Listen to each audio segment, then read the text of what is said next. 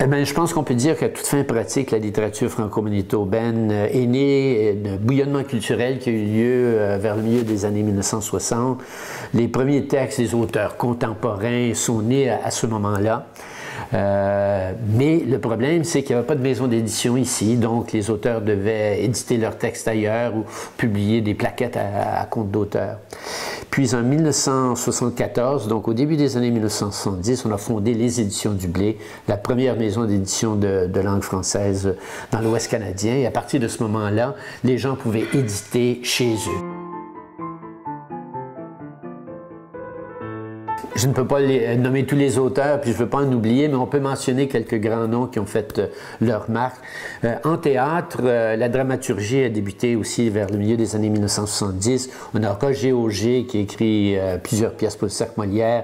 Ensuite, ça a été suivi de Réal Senerini, qui est l'auteur des années, lui, plutôt 80.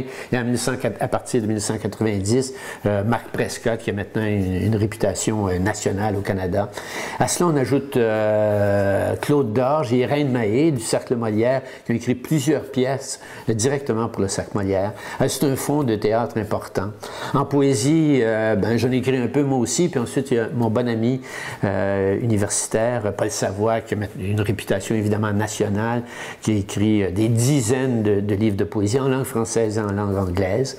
Et puis plus récemment, je pense qu'il faut penser à l'œuvre de Charles Leblanc, qui est peut-être originaire de Montréal, mais qui est avec nous depuis une quarantaine d'années, qui a fait toute sa littérature ici. Lise Gaboury-Diallo, qui a une demi-douzaine de recueils à son titre. Donc, ce sont des poètes connus.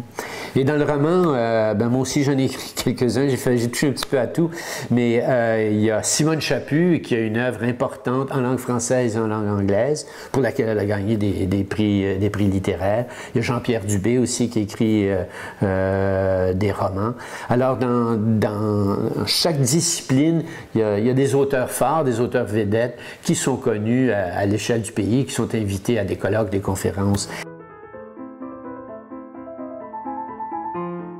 Mais il existe au Centre du patrimoine des dépôts, des fonds importants que les auteurs ont laissés ou que leur succession a laissés, qui sont très importants pour la recherche et puis le patrimoine, la connaissance justement de la littérature. Je songe entre autres au fonds qui a été déposé par Paul Savoie.